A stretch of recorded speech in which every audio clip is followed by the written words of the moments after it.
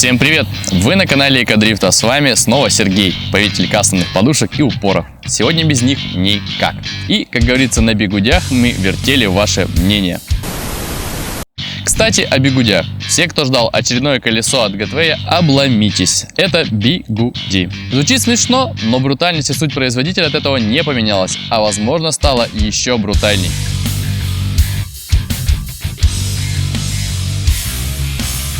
Это бигуди EX, или, как говорят пиндосы, X, то есть бывшая на X-сленге. Но мне больше нравится EX, можно еще просто затянуто. Эх.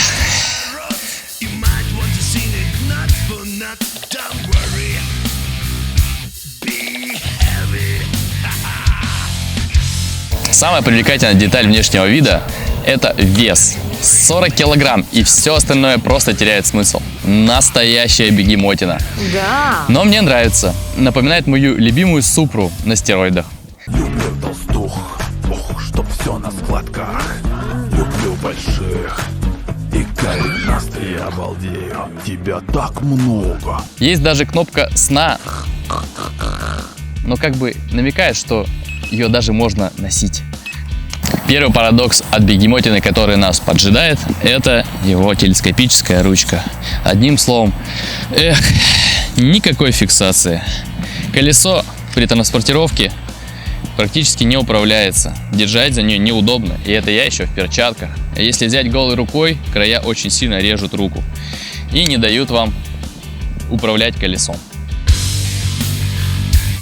Сзади у нас небольшой дуршлаг. Очевидно, чтобы процеживать дошик, ведь после покупки EX у вас совсем не останется денег. Ну а еще вот эти вот подушки.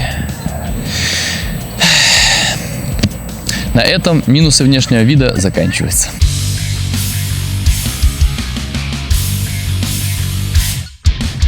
А дальше у нас только плюсы. Это фара. Она яркая. Яркость регулируется во время движения. А еще мне очень нравится ее внешний вид. Она напоминает ангельский глаз с такими красивенькими перфорированными отверстиями.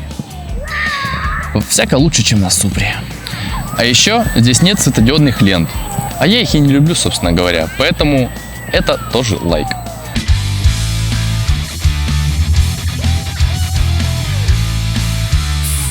Педали новые, как на RS. Большие и классные. Угол педалей сойдет ни высоко и ни низко. Комфортно. Корпус. Корпус у нас большой, гладкий, без острых граней. И это хорошо. В ногу ничего не будет впиваться. Покрышка у нас открытая. Резина дорожная. С завода, правда, стоит не очень ровно. И еще у нас вот такой вот маленький брызговичок, который, как видно, будет защищать, но не очень. Пыли у нас и грязи здесь уже накопилось достаточно много.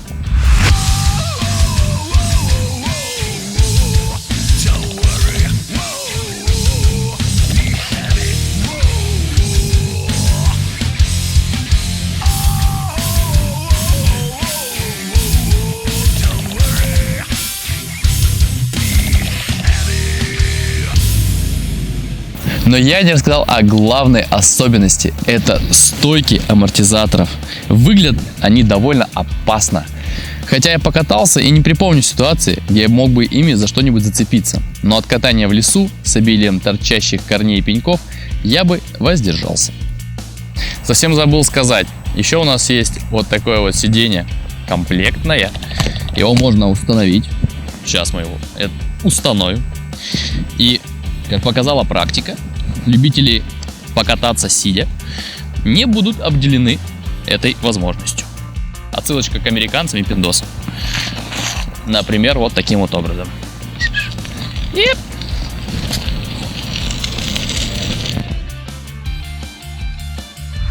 Всем привет! С вами Ерчемп, я сменил имидж, потому что ковид, потому что хочется заходить в магазин и не надевать маску. Лайфхак для тех, кто хочет приезжать на моноколесе в пятерочку, и ему лень снимать свой full face и надевать маску. Берете балаклаву, и никто вас маску надевать не требует. Топ-тема.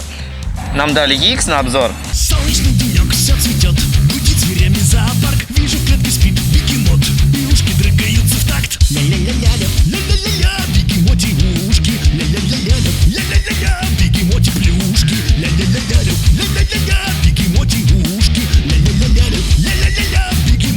очень крутая фара. Есть это ангельское кольцо, которое мне очень нравится. Доставляет прям люто. В зависимости от скорости фара начинает ярче гореть. Это тоже очень понравилось. Очень классный данный аксессуар, который идет в комплекте. Подушка, она анатомически более правильно сделана. Так что ваша пятая точка себя на ней шикарно чувствует. Из-за подвески еще меньше чувствуются неровности. И в итоге ехать сидя на нем просто так кайфово, как будто вы сидите дома за компьютером, с чаечком. Только чайка нет, жаль. Оно люто тяжелое. Вспомните, что я говорил про Шермана. Шерман после него кажется легким колесом, очень, просто бабочкой.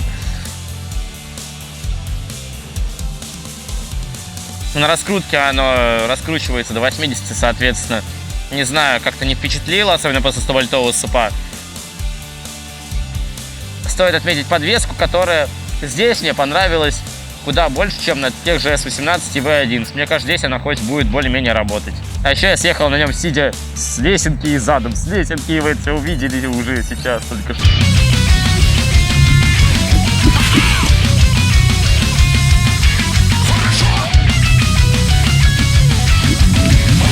Всем пока, пацаны, покупайте EX.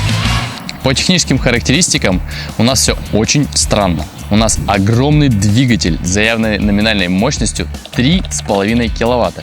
И при этом скорость холостого хода всего 80 км в час. Бегемотина очень мощная, тяговитая, но при этом не очень быстрая.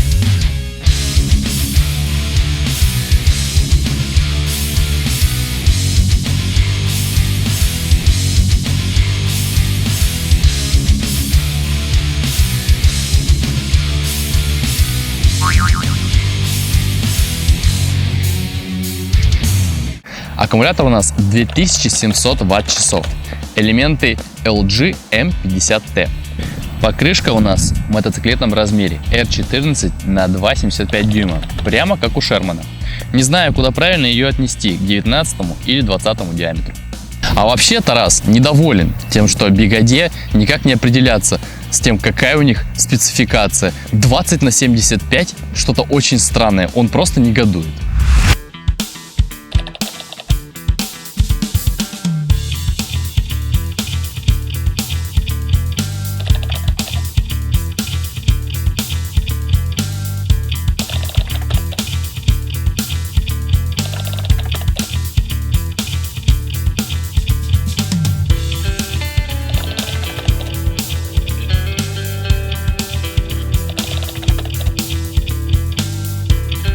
В комплекте у нас зарядное устройство на 100 вольт с током 3 ампера и только один зарядный порт, что немножко озадачивает после RS, где стоит 2 зарядных порта. Время зарядки составит около 9 часов. Ход подвески у нас всего 5 сантиметров и максимальный вес райдера со всем экипом должен укладываться в 130 килограмм.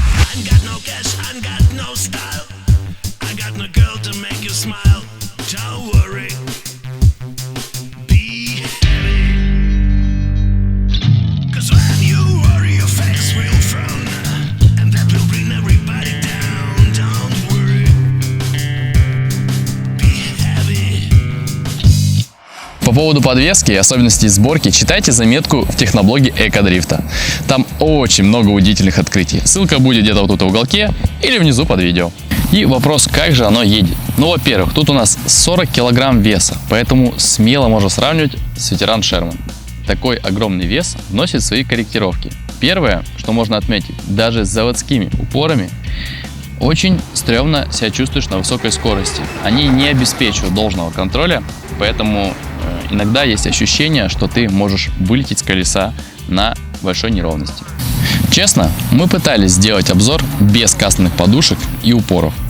Я пытался привыкнуть к стоку, крутив лишь только шипы в педали. Но, как выяснилось, ездить так вообще не вариант. Особенно, когда ты привык ездить с нормальным обвесом. Поэтому я сейчас отклеиваю вот эти подушки, и мы навесим нормальный кастомный обвес.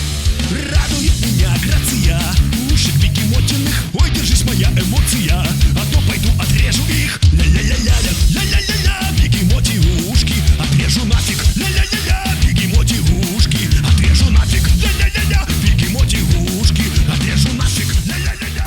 Пара-пара-па.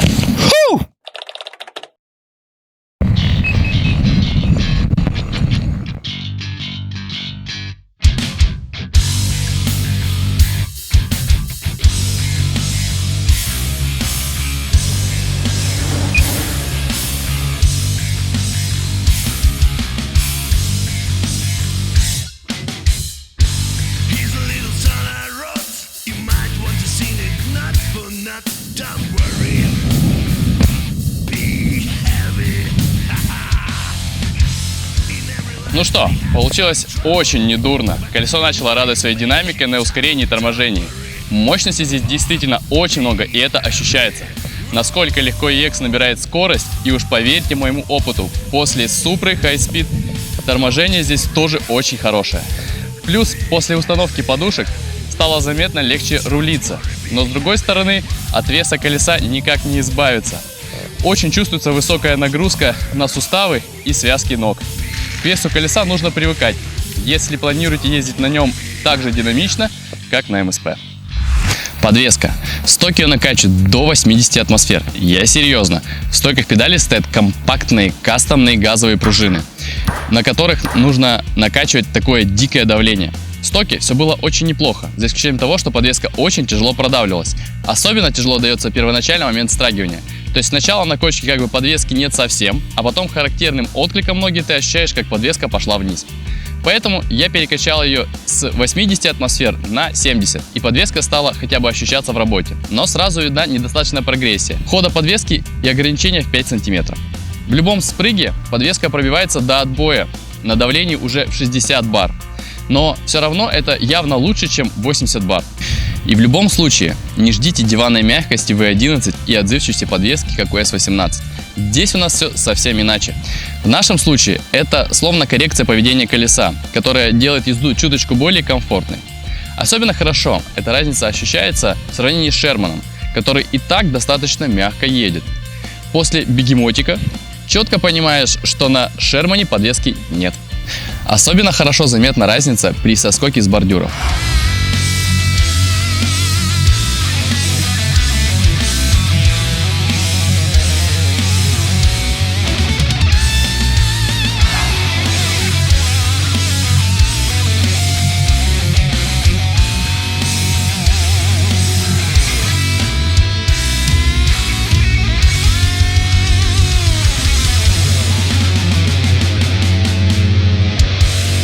Главная особенность подвески бегемотины – это наличие демпфера отскока. То есть после сжатия газовых пружин не происходит быстрого отскока. Колесо уходит вниз и остается там на какое-то время, плавно возвращаясь в свое исходное положение. С одной стороны, это приятно, особенно когда проходишь одиночное препятствие. А с другой, подвеска мешает прыгучести, и она совсем плохо работает на мелких неровностях, так как амортизатор просто не поспевает за дорогой. Демпфер выглядит, если честно, какой-то кустарной самоделкой. Регулировки усилия у него нет. Единственное, что можно его вообще убрать из конструкции, но надо опять полностью разобрать колесо. Может быть, в другой раз, но не сегодня. На неровной дороге подвеска очень помогает, если сравнивать с колесами с такой же дорожной покрышкой, но без подвески. Это позволяет не просто комфортно двигаться, но и увереннее закладывать траекторию движения, что тоже важно. Лежачий ходом проходит достаточно хорошо, при том, что у нас накачано сейчас 70 бар. И я считаю, что это очень хороший показатель, но не сравниваю с другими колесами с подвеской. Еще этот амортизатор очень хорош при езде ходом на небольшие бордюрчики. Здесь его помощь чувствуется на все 100%. Ладно, всем привет, меня зовут Егор. Это первое колесо с подвеской, на котором я в принципе ездил. Оно чем-то похоже на колесо ветеран Шерман, а именно своим весом. Как бы стоковые подушки мне вообще на Gateway EX не понравились. Ускоряться очень тяжело и тормозить тоже не очень. Что касательно подвески, то она, в общем-то говоря, работает. Но прям какого-то смысла в ней я не вижу. Потому что ты едешь все мягче, но когда есть какая-то серьезная яма, то она чувствуется, причем примерно на таком же уровне, как и без подвески. Конкретно сегодня, когда мы съезжали со ступенек, подвеска пробивалась. Если ее накачать сильнее, то колесо будет жестким. Что мне понравилось, так это езда сидя. Прям очень удобно и вообще не напряжно в сравнении с тем же Супексом. Хотя на Супексе у меня нет сидушки, и там с этим сложно. Реплику всему своровал, ни одного своего аргумента не выставил, говнюк. С учетом максимальной скорости примерно в 60-65 км в час, я не очень понимаю, зачем данному колесу мощность в 3,5 киловатта, потому что вся эта мощность уходит, по сути, на избыточную тягу. Она может быть полезна разве что каким-то очень тяжелым райдерам, которые, мне кажется, будут очень сильно пробивать эту подвеску, и поэтому этот вариант не очень подходит.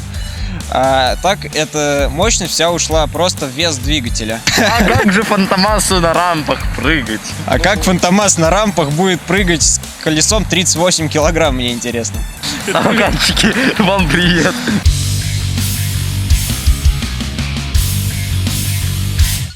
Если сравнивать с Шерманом, то, конечно, минусом Бегемоти будет непропорционально низкий корпус. Было бы лучше, если бы поддержка голени была выше, но это легко решается дополнительной броненакладкой, которая этому корпусу будет очень нужна. Ноги на Шермане не надо так широко расставлять, но это уже дело вкуса. Кому-то наоборот нравится, когда ноги стоят пошире и ты себя так чувствуешь немножко увереннее. Ну и, пожалуй, самое главное – это поведение педалей. Там, где Шерман начинает гулять и плавать, EX отлично держит горизонт. Особенно хорошо заметно на крутых поворотах и после торможений. Сравнивать подвеску с V11 и S18, как я уже говорил, это не слишком уместно. Здесь у нас подвеска гоночного болида, зажатая и жесткая, полная противоположность батуту от V11. На S18, конечно, подвеска лучше, но, на мой взгляд, не очень подходит для агрессивной быстрой езды. Хотя, опять же, это дело вкуса. Думаю, что фанаты S18 со мной будут полностью не согласны. Ну, а главная ошибка бигудей – это позиционирование этого колеса. Колесо получилось очень тяжелым, а скорость зарезали, увеличив тягу. Ну, те же проблемы они уже делали с выпуском МСП, который пришлось в срочном порядке обновлять и выпускать скоростную его версию, которая нравится готоводам куда больше. И тут опять что-то у Бигоде совсем плохо с пониманием рынка. Что RS, что EX – это модели, которые вызывают только удивление, зачем и кому они нужны. Возможно, что EX зайдет в марте из Калифорнии, чтобы каждое утро штурмовать свою знаменитую гору. Но это уже совсем отдельная тема, нам таких гор не завезли.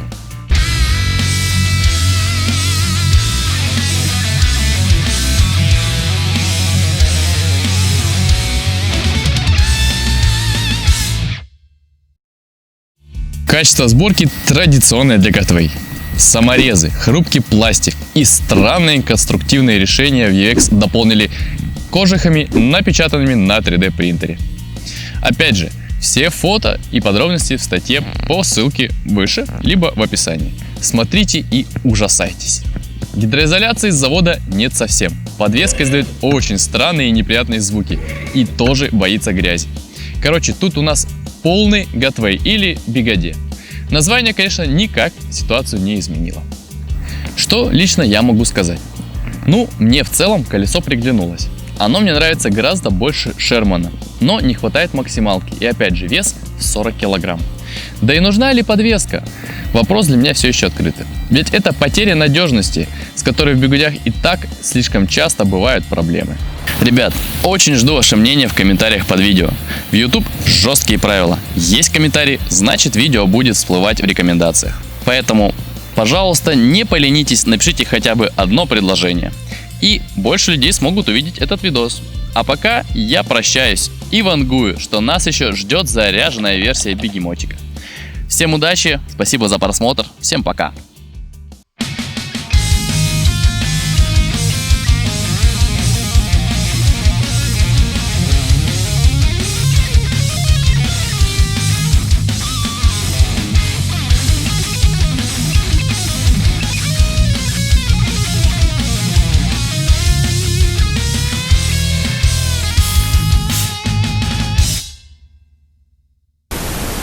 Под конец обзора хочу сказать одно. Настолько мне в душу запал один аспект этого колеса, что в течение года я буду работать на 3 работах, как конь просто впахиваться, накоплю 250 тысяч, и через год куплю себе это колесо, возьму сидушку, а колесо выкину. Чувак, сидушка отдельно продается. Лох! Мой бизнес провалился. А тебе как колесо? Блин, оно тяжелое и дорогое, смысл в нем не вижу. Все.